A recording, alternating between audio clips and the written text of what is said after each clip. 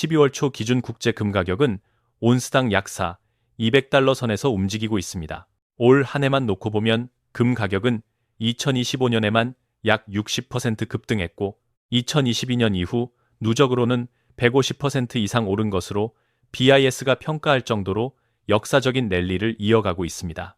은 가격도 온스당 58달러 안팎, 사상 최고가 부근에서 거래되면서 올해에만 2배 이상 뛰어 제2의 금이라는 말이 과장이 아닐 정도죠. 국내 원화 기준 금 시세 역시 연일 최고가를 갈아치우고 있기 때문에 시청자분들 입장에서는 이제라도 들어가야 하나 아니면 너무 늦은 건가 라는 고민이 깊어질 수밖에 없습니다.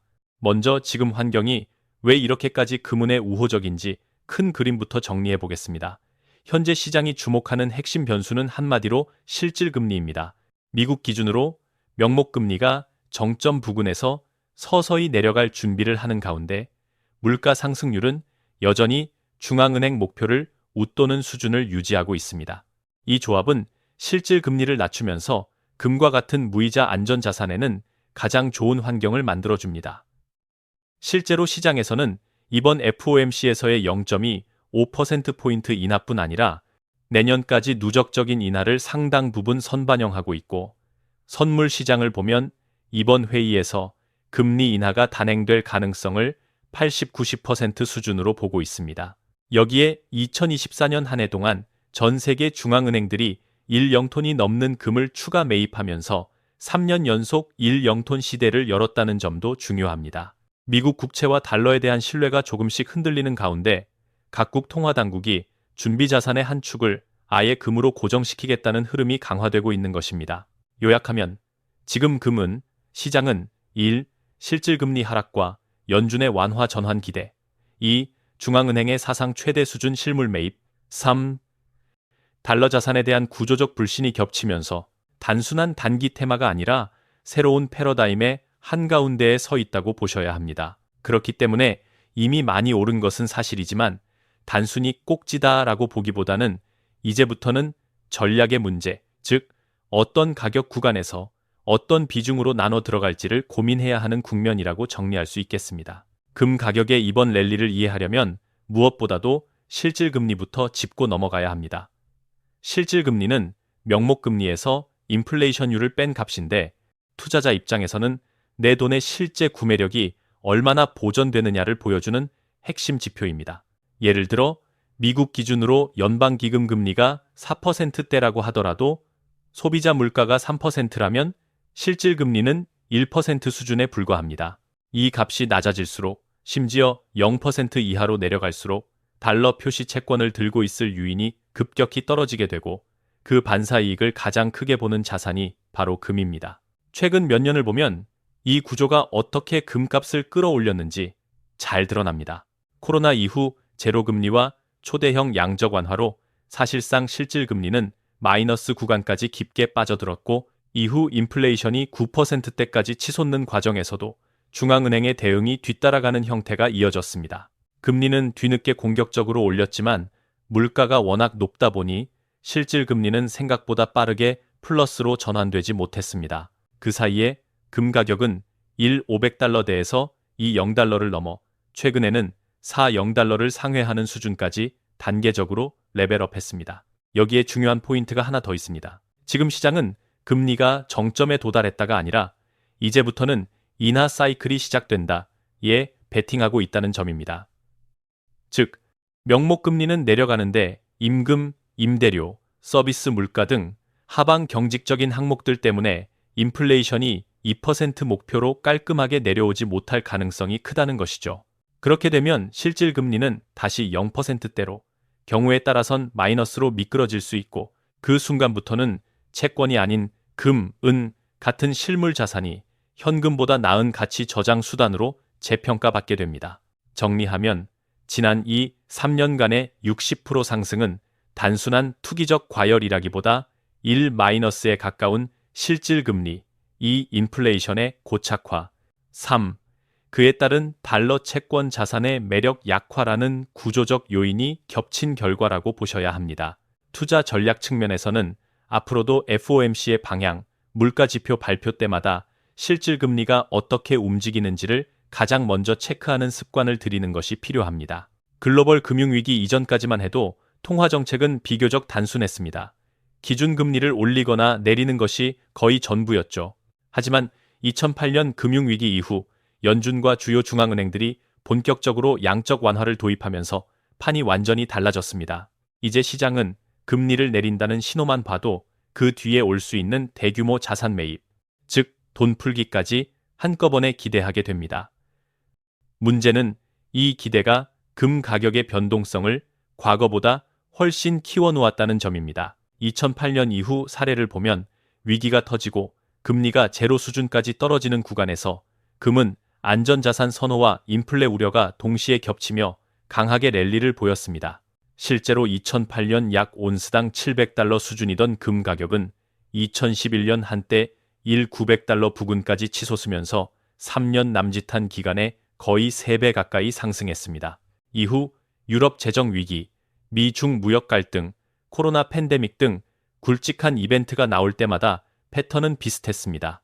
위기 국면에서 금리는 빠르게 내려가고 중앙은행들은 대규모 채권 MBS 매입을 통해 유동성을 공급합니다. 그 직후에는 달러 가치 희석과 재정, 부채 부담에 대한 우려가 부각되면서 금이 가팔나게 오르지만 일정 시점이 지나 연준이 테이퍼링이나 양적 긴축을 시사하는 순간 혹은 인플레이션 피크아웃 신호가 나오는 순간에는 이전에 오른 폭만큼 되돌림도 강하게 나오는 모습을 반복해왔습니다.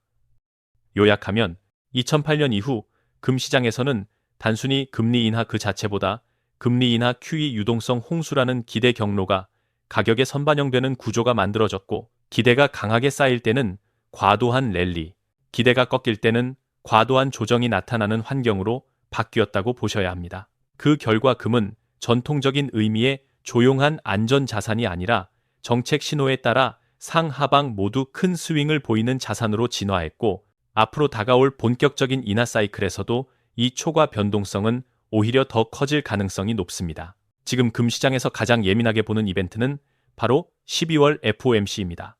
현재 국제 금 가격은 온스당 $200 안팎에서 움직이고 있는데 이는 연초 대비 약 60% 급등한 수준으로 이미 상당 부분이 연준의 세 번째 연속 0.25%p 인하와 내년 추가 인하 기대를 선반영한 가격대라고 볼 수 있습니다. 시장 컨센서스를 보면 12월 회의에서 페드가 다시 한번 25bp 조정을 단행할 확률이 80%를 웃도는 것으로 추정되고 점도표와 경제 전망에서 2026년 인하 속도는 다소 느려지는 대신 2025년까지 완화 기조를 유지한다는 시나리오가 우세합니다. 문제는 금리 인하 자체는 이미 가격에 많이 녹아 있다는 점입니다. 그래서 이번 회의의 관전 포인트는 두 가지로 압축됩니다. 첫째, 점도표에서 중립금리와 최종금리 경로를 얼마나 아래로 당겨놓느냐.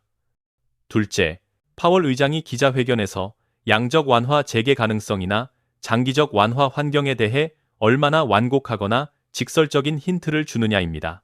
만약 점도표가 시장이 기대하는 것보다 더 낮은 금리 경로를 제시하고 파월 발언도 물가가 안정되는 한 추가 인하에 열려 있다는 식으로 충분히 비둘기파적이라면 현재 $200 선에서 일종의 박스권을 형성하고 있는 금 가격은 $300, $400대를 시도하는 추가 레벨업 구간으로 들어갈 가능성이 큽니다. 반대로 이번 인하 이후에는 데이터에 따라 유연하게 대응하겠다.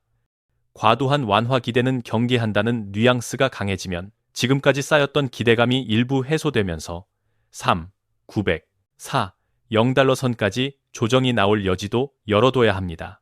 단, 여기서 중요한 건 방향보다 프레이밍입니다. 이번 FOMC가 다소 매파적으로 끝난다고 해도 큰 틀의 인하 사이클, 달러 약세, 중앙은행의 연간 0톤 이상 금 매입 추세에는 변화가 없기 때문에 조정이 온다면 그것은 추세 전환의 신호라기보다 중장기 매수 관점에서 비중을 늘릴 수 있는 전략적 눌림목이 될 가능성이 더 크다는 점을 염두에 두셔야 합니다. 지금 금시장의 구조를 이해하는 데에서 빼놓을 수 없는 축이 바로 전 세계 중앙은행의 금 매입 러시입니다. 세계 금협회 자료를 보면 2022년에 중앙은행들이 순매입한 금은 약 182톤, 2023년에도 137톤 수준으로 2년 연속 1.0톤을 넘겼고 2024년 역시 상반기 기준 이미 수백 톤을 추가 매입하면서 1.0톤 시대가 일회성이 아니라 새로운 표준이 되고 있습니다.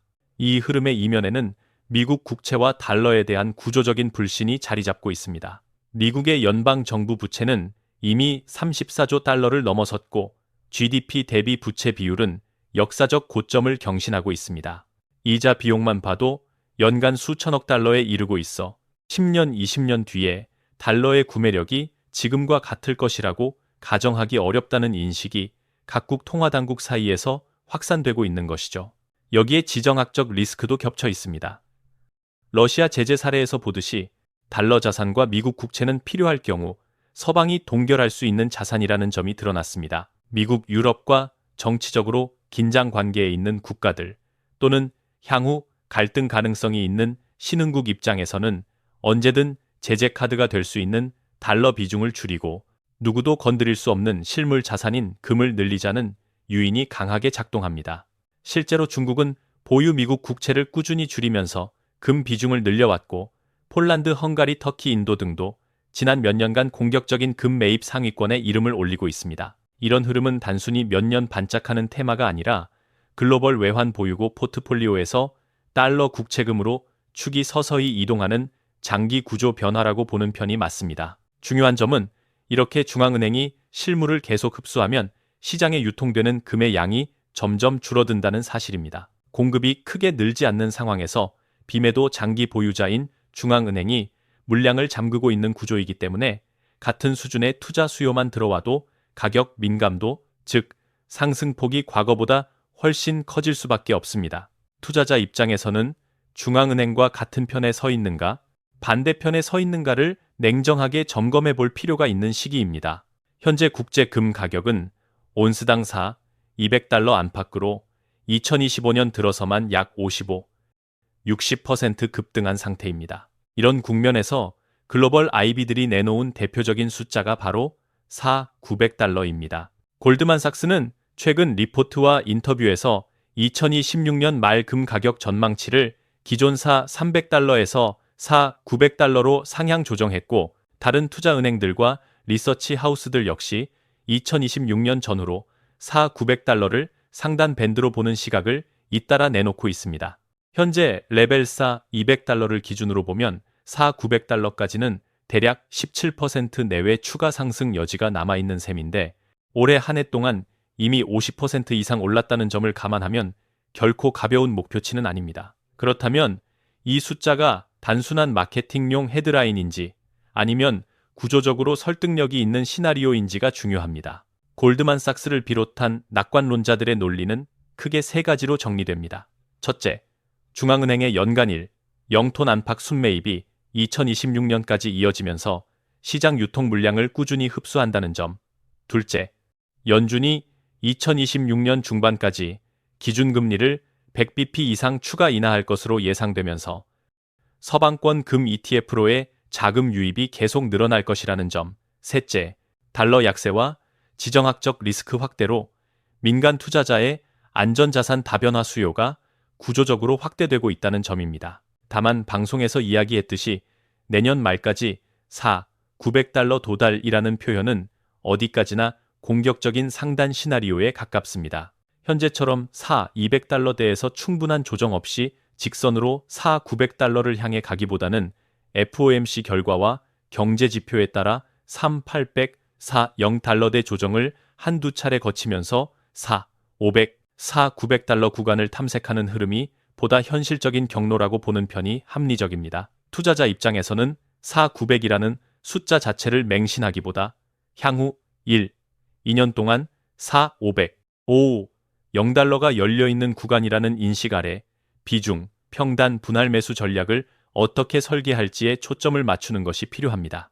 금 가격을 중장기 관점에서 볼 때 가장 중요한 키워드는 결국 공급 제약과 수요 확대입니다. 먼저 공급 측면을 보시면 세계 최대 금 생산국인 중국, 러시아, 호주, 캐나다 등 주요 국가들의 연간 생산량은 지난 10여 년간 큰 폭으로 늘지 못했고 세계 전체 광산 생산량도 2018년을 정점으로 사실상 정체 구간에 머물러 있습니다. 경제성이 좋은 이른바 맛있는 광산들은 이미 대부분 개발이 끝났고 남은 매장지는 채굴 비용이 많이 드는 신부 또는 환경 규제가 강한 지역에 위치한 경우가 많습니다. 실제로 한 광산을 탐사 개발해서 상업 생산에 들어가기까지 평균 10년 이상이 걸리기 때문에 설령 최근의 고금 가격을 보고 신규 투자가 늘어난다 해도 공급이 가시적으로 늘어나는 시점은 2030년대 초 이후가 될 가능성이 큽니다. 반면 수요 측면은 훨씬 역동적입니다. 앞선 파트에서 살펴본 것처럼 중앙은행들의 순매입 규모는 매년 1,000톤 안팎을 유지하고 있고 중국, 인도 등 신흥국에서는 소비용 금수 수요와 투자용 금괴금, ETF 수요가 동시에 증가하고 있습니다. 여기에 바젤점 규제로 인해 은행들이 금을 0% 위험 가중치 자산으로 인정받으면서 장기적으로 금을 준비 자산으로 쌓아두는 유인이 커졌다는 점도 구조적인 수요 확대 요인입니다. 이런 상황에서 시장에 나와 있는 떠돌이 물량은 점점 줄어들고 있습니다. 한마디로 말해 금의 유통 가능한 공급은 줄고 있는데 금리를 비롯한 거시 환경은 점점 금을 사들일 명분을 더해주고 있는 셈입니다. 결과적으로 동일한 호재, 동일한 자금이 유입되더라도 예전보다 가격이 더 크게 움직이는 구조가 이미 형성되어 있습니다. 투자자 입장에서는 이제 금은 싸게 많이 사서 오래 들고 가는 자산이 아니라 공급이 막힌 가운데 수요가 구조적으로 늘어나는 희소 자산이라는 점을 전제로 조정 구간이 왔을 때마다 포트폴리오 내 전략적 비중을 어떻게 맞춰갈지 미리 계획해 두는 것이 필요합니다. 지금까지 금 이야기를 집중해서 다뤘다면 이제는 반드시 짚고 넘어가야 할 자산이 바로 은입니다. 구조만 놓고 보면 사실 공급 수요의 불균형은 금보다 은에서 더 심각하게 나타나고 있습니다. 은은 귀금속이면서 동시에 태양광 패널, 전기차, 반도체, 통신 장비 등에 필수적으로 들어가는 산업용 금속입니다. 국제은협회에 따르면 전 세계 은 수요는 2021년 이후 매년 사상 최고치를 경신해왔고 특히 태양광, 전기차 관련 수요가 폭발적으로 늘면서 2024년에도 공급 대비 수요가 수억 온스 규모의 공급 적자를 기록할 것으로 추정됩니다.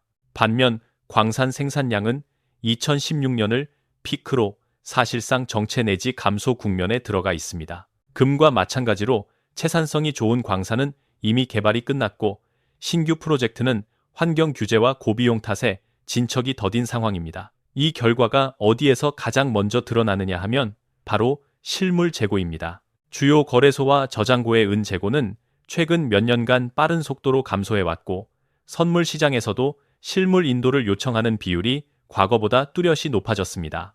원래 인도월이 아닌 달에는 굳이 100% 증거금을 채워 넣어가며 실물을 찾을 이유가 거의 없는데 요즘은 비인도월에도 상당한 규모의 인도 요청이 나오고 있다는 보고가 잇따르고 있습니다. 이것은 기관 고액 자산가들 사이에서 계약서상의 은이 아니라 실제 금속을 손에 쥐고 있어야 안심된다는 인식이 빠르게 확산되고 있다는 신호로 해석할 수 있습니다. 만약 이런 흐름이 계속된다면 과거 한국 가상자산 시장에서 나타났던 김치 프리미엄처럼 특정 지역, 시장별로 실물 부족으로 인한 가격 괴리와 프리미엄이 발생할 가능성도 배제할 수 없습니다. 금 투자 관점에서 보면 중요한 포인트는 두 가지입니다. 첫째, 금과 은은 역사적으로 같은 방향으로 움직이는 경우가 많지만 공급, 수요 구조는 은이 훨씬 더 타이트하다는 것.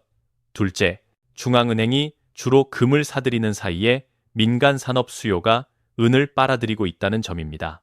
금 가격이 중장기 우상향이라고 본다면 은은 그보다 변동성은 크지만 레버리지된 형태의 귀금속 플레이로 볼 수 있습니다. 포트폴리오 차원에서는 금을 코어 안전자산으로 두고 은을 구조적 수급 타이트닝에 베팅하는 위성 자산으로 일부 편입하는 전략을 고민해 볼 수 있는 시점입니다. 지금처럼 금값이 2025년 한 해에만 60% 이상 급등하고 주식과 함께 더블 버블 우려까지 나오는 구간에서는 무엇이 금을 크게 흔들 수 있는지 미리 짚어두는 게 중요합니다. 첫 번째 리스크는 금리 경로에 대한 기대가 거꾸로 뒤집히는 경우입니다. 현재 시장은 연준이 완화 기조를 이어가며 이 3년에 걸쳐 점진적 인하를 기본 시나리오로 두고 있는데 만약 인플레이션이 다시 위로 튀어오르거나 임금 서비스 물가가 예상보다 끈질기게 버티면 연준이 추가 인하 중단 또는 재인상 시그널을 줄 수 있습니다.